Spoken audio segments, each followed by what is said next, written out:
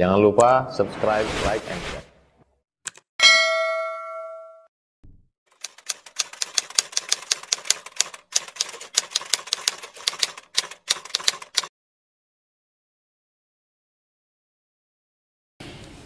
Yang saya muliakan dan salam penghormatan kepada pengurus Masjid Darun Najah, kemudian salam penghormatan kepada tokoh agama, para ustaz, para imam, para khatib, bapak-bapak haji, ibu-ibu hajah sekalian, jamaah hadirin wal hadirat yang hadir pada malam hari ini, insyaallah diberkahi oleh Allah Subhanahu wa taala. Alhamdulillah, senantiasa kita mengaturkan pujian dan syukur kita kepada Allah atas limpahan rahmah, hidayah, inayahnya. Malam ini kita bersama-sama dapat i'tikaf di Masjid Darun Najah, ya, setelah kita melaksanakan salat maghrib berjamaah.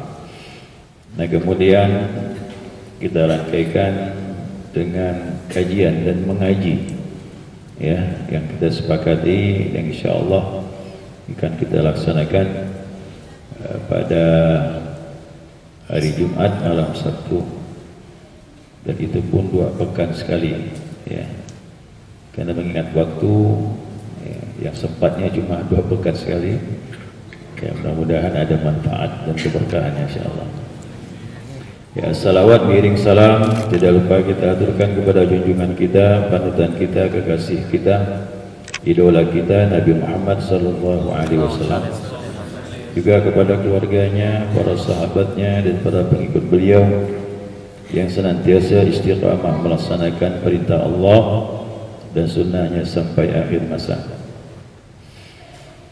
Alhamdulillah, malam ini saya pertama kali dapat hadir di Masjid Darun Najah ini, ya, sesuai dengan undangan, ya, himbauan undangan dari Ketua Masjid Pak Syarul Yadi yang menghubungi saya pribadi. Alhamdulillah, beliau minta saya mengantarkan ilmu yang berkaitan dengan ketuhanan.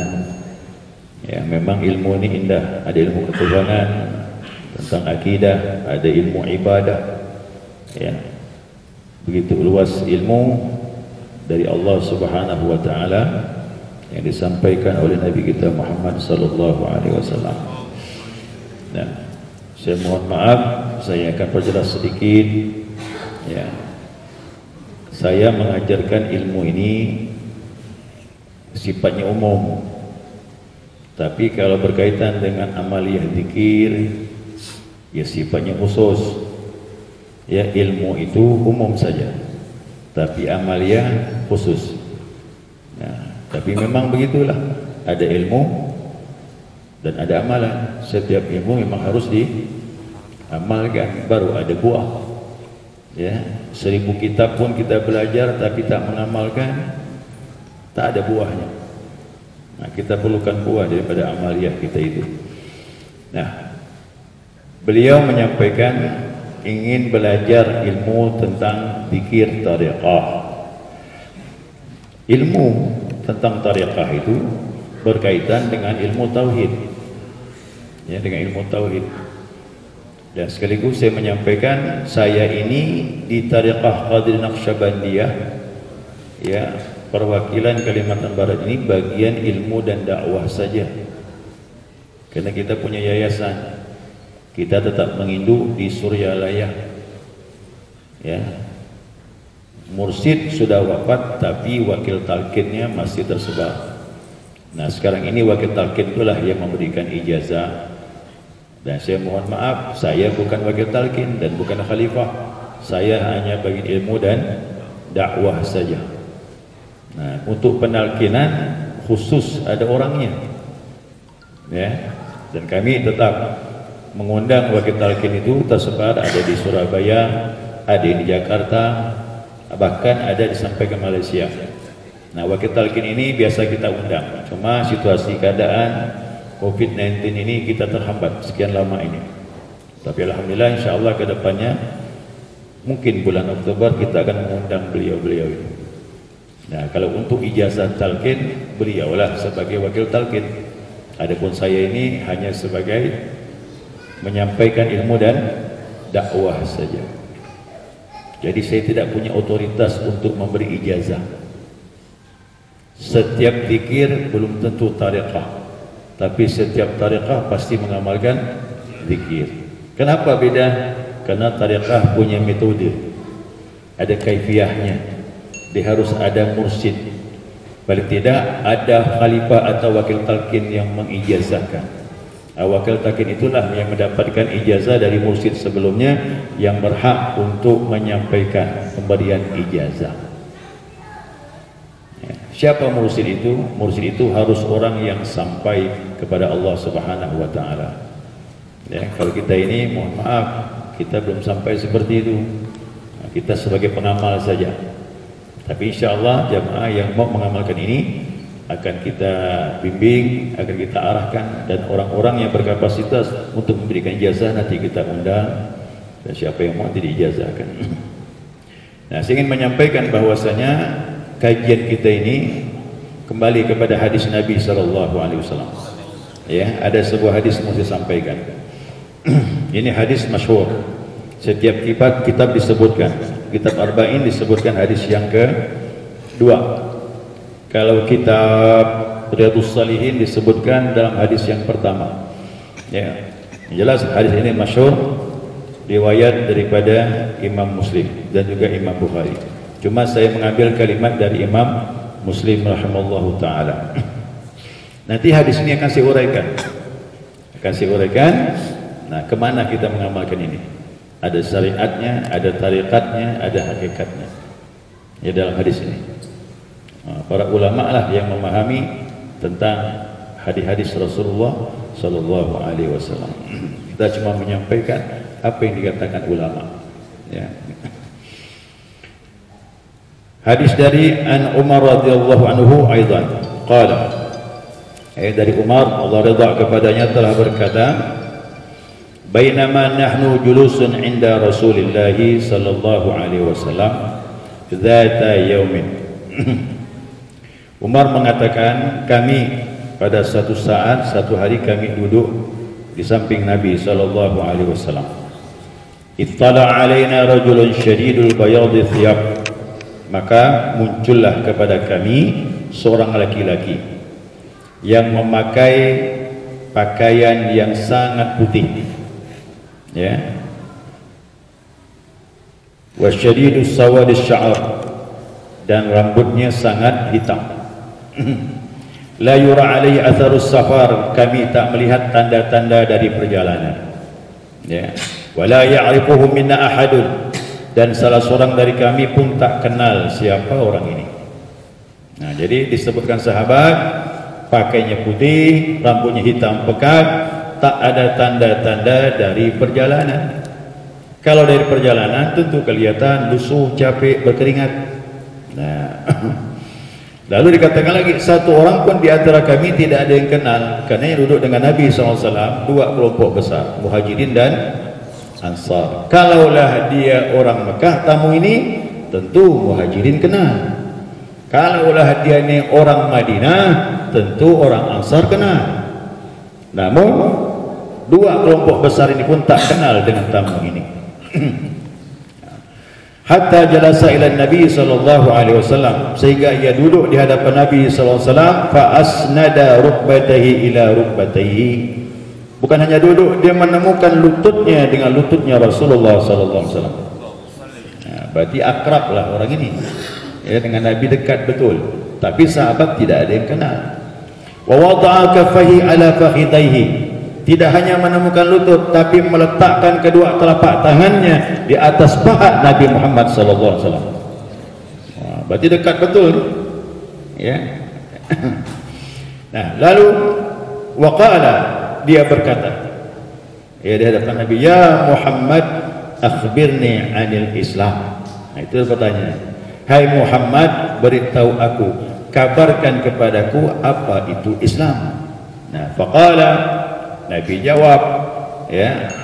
Faqala Rasulullah sallallahu alaihi wasallam, al-Islam, Islam itu kata Nabi, anta syahada alla ilaha illallah wa anna Muhammadur Rasulullah. penyaksian dua kalimat syahadat. Wa tuqimas salat, mendirikan salat. Wa tu'tiyaz zakah, mengeluarkan zakat. Wa tasumu Ramadan, wa tasumu Ramadan, yakni melaksanakan puasa bulan Ramadan. Wa tuhajjal baita in istata'ta ilaihi sabila, yakni melaksanakan haji ke Baitullah bagi yang mampu melaksanakan perjalanan.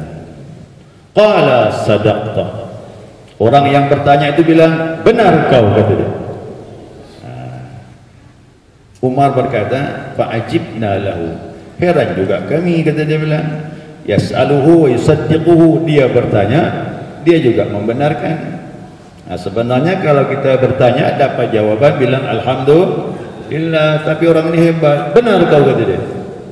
Nah, jadi sombong pula jadi, ya kan? Atau membenarkan. Waqala, nyambung lagi pertanyaan yang kedua, akhbirni 'anil iman, beritahu aku apa itu iman. Qala an tu'mina billah wa malaikatihi wa kutubihi wa rusulihi wal yawmil akhir wa tu'mina bil qadari khairi wa syarrihi. Jadi iman kepada Allah, iman kepada malaikat, iman kepada kitab, iman kepada rasul, iman kepada hari kiamat, iman kepada qadar, takdir Allah Subhanahu wa taala, baik ataupun sebaliknya. Qala sadaqta, dia jawab lagi, benar kau, kata dia. Ya, sama jawabannya, benar kau. Nah, kemudian fa akhbirni 'anil ihsan, beritahu aku apa itu ihsan. Pertanyaan yang ketiga, beritahu aku apa itu ihsan. Qala, Nabi jawab, anta'budallaha ka'annaka tarah, ihsan itu kau menyembah seolah-olah kau melihatnya. Fa illam takun tara fa innahu yara, jika kau tak bisa melihatnya, ia melihatmu. Sampai di sini saya batas ini, masih panjang bawa hadisnya. Jadi inilah pondasi dalam agama kita ini. Terakhir itu udah panjang lebar penjelasan Nabi, sesingkat saja ini. Nah, Nabi tanya kepada Umar, ya Umar, atadri manis sa'il, hai Umar, kau tahu enggak yang bertanya ini siapa? Nah, kata Nabi, qultu Allah wa rasuluhu a'lam. Umar menjawab, yang tahu hanya Allah dan Rasulnya. Qala, Nabi berkata, fa innahu Jibril, yang datang itu Jibril. Atakum yu'allimukum dinakum, dia datang kepada kalian untuk mengajarkan agama kalian. Berarti inilah pondasi agama kita ini. Nah, ulama-ulama Syekh Al-Azhar yang di Mesir sekarang ini, mereka mengkaji tentang hadis. Mereka dapat kesimpulan, kalaulah Al-Quran itu punya induknya bernama surah Al-Fatihah, maka hadis juga punya induknya. Induk hadis inilah dia. Ini tak selesai ini Pak, masih panjang ya, saya potong saja. Kita ambil yang poin-poinnya saja. Nah, jadi kalau hadis induknya inilah. Ya, ini. Nah, kemudian Jibril datang bertanya dengan Nabi di hadapan para sahabat, seolah-olah mengajar. Kalau kau dekat dengan Nabi, jangan diam, tanyakan agama, kau dapat ilmu. Kan ada sahabat duduk hanya bergurau saja dengan Nabi, tanya masalah agama itu, mumpung dekat dengan Nabi SAW. Nah, saya juga begitu, kalau ketemu orang alim, kapan lagi? Kita tak tahu besok lusa masih hidup atau tidak. Ketemu orang alim, tanyalah. Gitu. Ya, mumpung dekat orang alim, ya kita tanya. Nama belajar itu pasti ada tanya dan jawab. Nah, tapi kalau Nabi, insya Allah setiap sahabat bertanya, dia jawab. Kenapa? Ilmunya ilmu Allah, langsung dari Allah Subhanahu wa Ta'ala. Kalau saya nanti, insya Allah mudah-mudahan bisa saya jawab. Tapi ingat, boleh jadi ada pertanyaan yang tidak bisa saya jawab. Nah, saya pending dulu lah, ya, karena saya bukan Nabi. Saya ini maaf sedikit sekali ilmu dibandingkan Nabi SAW. Cuma saya berharap mudah-mudahan bisa saya jawab. Kalau tak bisa jawab, saya pending nanti pertemuan yang akan datang. Begitu. Saya ikut Imam Malik. Imam Malik begitu. Begitu ada pertanyaan, dia tak jawab, pending, pertemuan yang akan datang, kata. Saya dibandingkan Imam Malik yang jauh. Imam Malik seperti itu, apalagi yang ngomong, ya kan. Nah, kita ngaku lah udah banyak kekurangannya. Nah, ilmu tasawuf itu begitu, kita tak bisa mandang lebih. Memang kita banyak kurang kalau berkaca dengan orang-orang yang dekat dengan Allah, apalagi berkaca dengan Nabi kita Muhammad sallallahu alaihi wasallam. Jadi hikmahnya itu, Jibril datang mengajarkan ilmu itu harus ada dialog tanya jawab, ya, biar kita dapat paham agama kita. Baik, jemaah sekalian dirahmati Allah Subhanahu wa taala. Kembali kepada 3 pondasi tadi. Jadi pondasi agama kita 3. Islam, iman, ihsan. Mohon maaf nih para jemaah sekalian, tidak boleh salah satu. Siapa milih salah satu pincang. Harus ketiga-tiganya. Dan ulama telah bersepakat 3 ilmu inilah pondasi agama dan hukumnya fardu ain. Belajarnya fardu ain. Kalau tafsir fardu kifayah, ilmu nahwu saraf fardu kifayah. Di tempat kita satu orang yang belajar, gugur kewajiban yang lain. Itu namanya fardu kifayah. Tapi kalau 3 ilmu ini, dia bukan fardu kifayah tapi fardu ain, wajib tiap-tiap orang belajar. Mari kita lihat apa itu Islam. Itu tentang syahadat, kemudian salat, apalagi puasa Ramadan, zakat, haji. Berarti ilmu yang dikaji berkaitan dengan hukum fikih. Maka wajib belajar fikih yang berkaitan dengan Islam, ya. Jangan sampai nanti belajar yang tinggi-tingginya pelekan fikih, tak boleh. Tak akan sampai ilmu kita kepada Allah kecuali pondasi fikihnya harus kuat. Mana yang wajib, mana yang sunnah, wajib kita belajar. Ya, mudah-mudahan di masjid ini juga ada kajian-kajian fikih tentang hukum-hukum Allah Subhanahu wa taala, dari istinja, wudu, salat dan sebagainya. Itu fikih. Ya, fikih. Nah, kemudian masuk yang kedua tentang iman. Iman kepada Allah. Timbul pertanyaan, siapa itu Allah? Iman kepada Rasul, siapa itu Rasul? Iman tentang akhirat, apa sih nuansa akhirat itu seperti apa? Nah, iman kepada malaikat, siapa itu malaikat? Seperti apa malaikat ini? Iman tentang qada dan qadar. Oh, ini kaitannya ilmunya dengan ilmu tauhid. Iman berkaitan dengan tauhid, wajib belajar ilmu tauhid. Ahlus sunnah wal jamaah telah menyusun kitab tauhid yang dikenal dengan sifat 20. Ini akidah yang selamat dunia dan akhirat. Sedari dulu, ya, zamannya Abu Hasan Asy'ari tahun 300 Hijriah sampailah sekarang ini. Berarti sudah 1100 tahun eksis sifat 20 ini diamalkan mayoritas ulama dunia. Ini kata Imam Ghazali akidah yang selamat. Ya, akidah Ahlus Sunnah wal Jamaah. Dia berkaitan dengan iman. Berarti wajib belajar ilmu tauhid. Masuk lagi yang ketiga, apa itu ihsan? Apa nih ilmu ihsan ini? Anta budallah ka'annaka tara, kau menyembah kepada Allah seolah-olah kau melihatnya. Oh, kita tak melihat Allah, tapi bagaimana seolah-olah melihat Allah? Dengan hatimu yang bersih kau bisa menatap Allah Subhanahu wa taala. Mana ilmunya nih? Ilmu apa yang dikaji? Nah, itulah dinamakan ilmu tasawuf. Jadi ihsan itu tasawuf. Kenapa? Dia ibadah merasakan hadir dengan Allah Subhanahu wa taala. Seolah-olah hatinya melihat Allah. Allah tak bisa dilihat dengan mata ini, tapi dengan basirah, dengan mata hati. Nah, begitulah Nabi salat.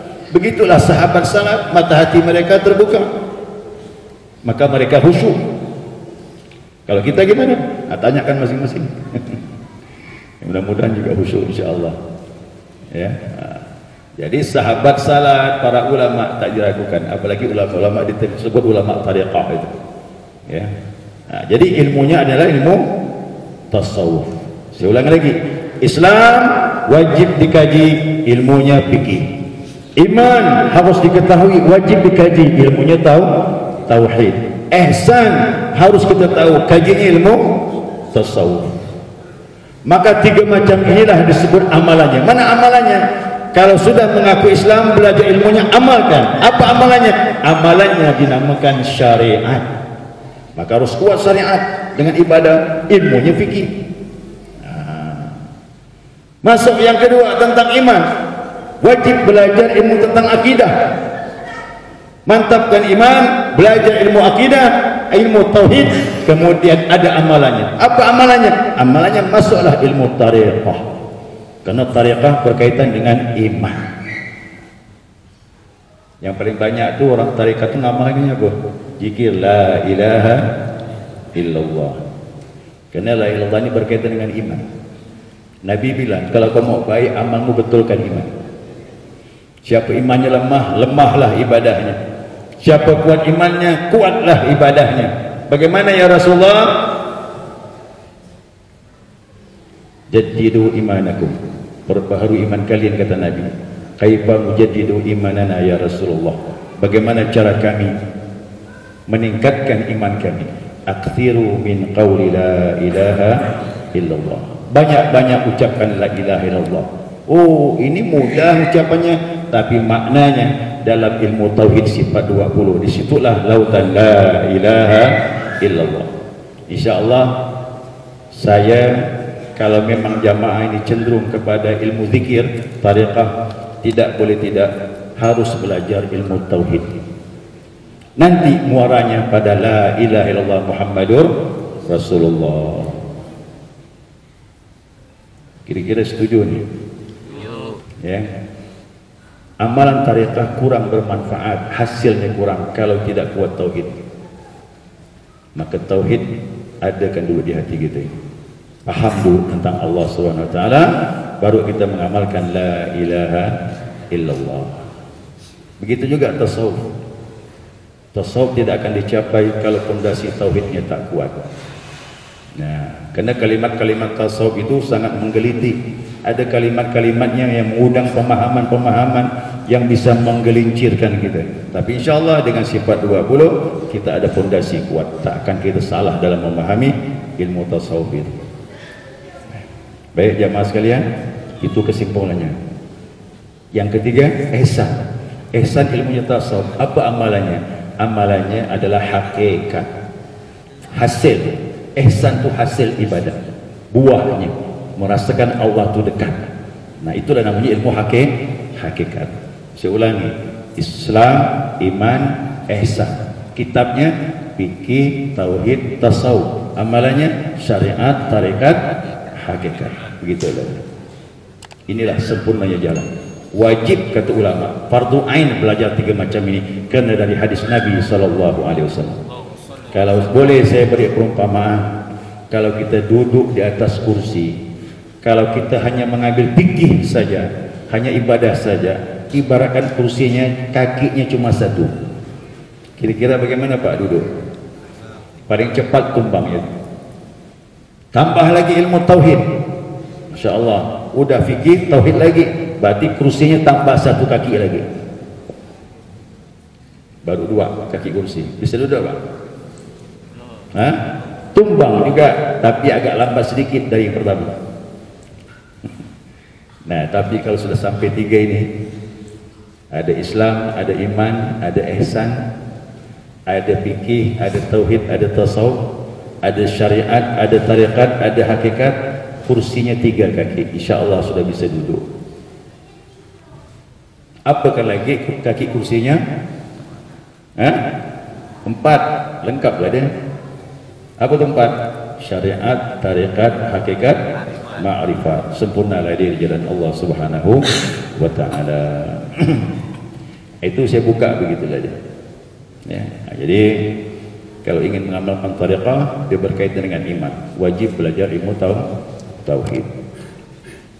Jadi saya tidak mulu-mulu, saya tidak menalkinkan apa nanti, yang menalkinkan ada orang-orangnya, tetapi wajib kita belajar ilmu tauhid. Nah, tolong sampaikan ilmu tauhid ini bukan intern orang tariqah saja, sifatnya umum, siapa pun boleh.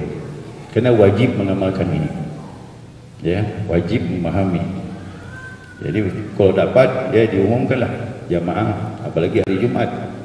sampaikan. Kita ada kajian tauhid, mengesahkan Tuhan biar mati husnul khatimah. Belajar ilmu tauhid di Masjid Darun Najah ini insyaallah 2 minggu sekali kita bertemu di sini. Mudah-mudahan semuanya sihat walafiat, ya kita bisa melaksanakan kajian ini secara rutin.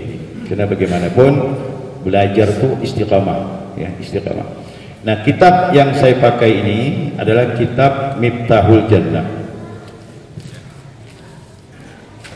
Kitab Miftahul Jannah ini asalnya Arab Melayu, ya, yang mengarangnya orang Banjar, Muhammad Mas'ud Al-Banjari. Dia mengutip dari kitab kuning namanya Ummul Barahin dengan Kifayatul Awam. Disadu beliau diringkas menjadilah kitab Miftahul Jannah. Masya Allah, dia beri nama kitab judulnya dari hadis Nabi.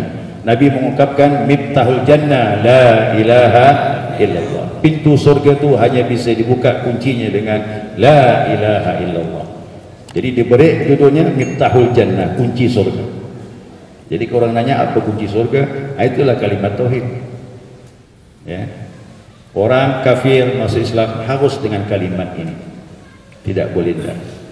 Di Palestina di sana banyak orang-orang Nasrani, Yahudi ortodok, orang Arab tu. Kok nyebut subhanallah fasih dia. Alhamdulillah fasih dia. Allahu Akbar fasih dia. Qudus subuhun fasih dia. Suruh dia sebut la ilaha illallah tak berani. Kalau dia nyebut itu pindah agama dia, masuk Islam. Tak berani dia. Jadi kalimat ini syarat masuk Islam.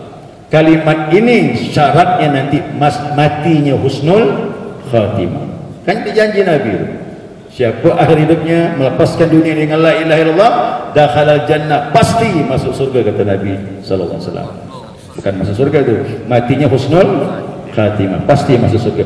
Berarti kunci surga dibuka dengan la ilaha illallah. Jadi salat, haji, sedekah dan sebagainya itu akan punya nilai yang luar biasa kalau tauhid kita kuat. Ya, Allah tak terima orang-orang yang syirik. Ya, tadi imam kita membaca surah tu, jangan sampai kau syirik.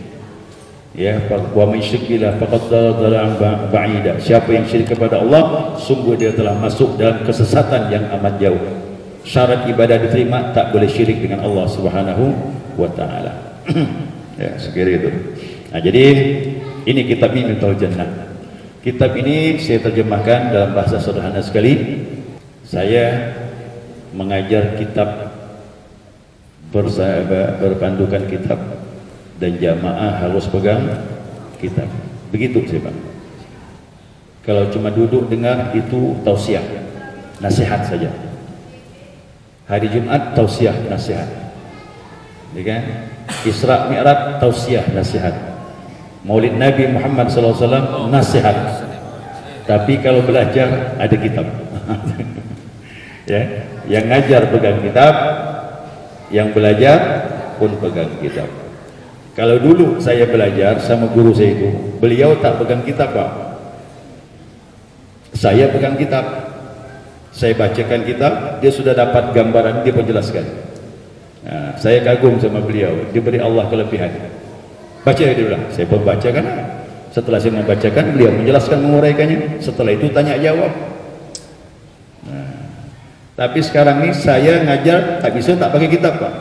Saya kalah sama guru saya ngaku betul. Saya pakai kitab, cuma yang belajar ini banyak tak pakai kitab. Nah, itu. Nah, jadi saya berharap yang ngajar pakai kitab, yang belajar pun mudah-mudahan pakai kitab juga. Mudah-mudahan terarah, ada kitab, ada kesungguhan. Allah buka pemahaman itu karena ada kesungguhan kita insyaallah. Ya insyaallah mudah-mudahan. Baik, sekali itu sebagai mukadimah pertemuan kita pada hari ini. InsyaAllah pertemuan akan datang, kita sudah siapkan kitabnya, kita mulai mengkaji kitab Miftahul Jannah. Sambil-sambilan nanti ada yang bertanya tentang zikir dan sebagainya, boleh silakan. Saya kira itu mungkin ada masukan dari pengurus masjid. Saya akan menunggu ada waktu sekitar 3 menit 4 menit. Terima kasih Pak Ustaz Pak Syekh Tamimi atas penjelasannya tentang ketauhidan. Bagi kami di sini majelis ilmu di Masjid Darun Najah memang sangat berharap sekali Pak Syekh dapat menjadwalkan tiap 2 minggu sekali, dan akan kami umumkan dalam setiap pelaksanaan sholat Jumat. Jadi itu barangkali jamaah ada yang ingin menyampaikan pertanyaan atau saran, disilakan. Untuk yang akan datang jadwalnya juga sama Pak ya, habis sholat maghrib sampai menjelang isya.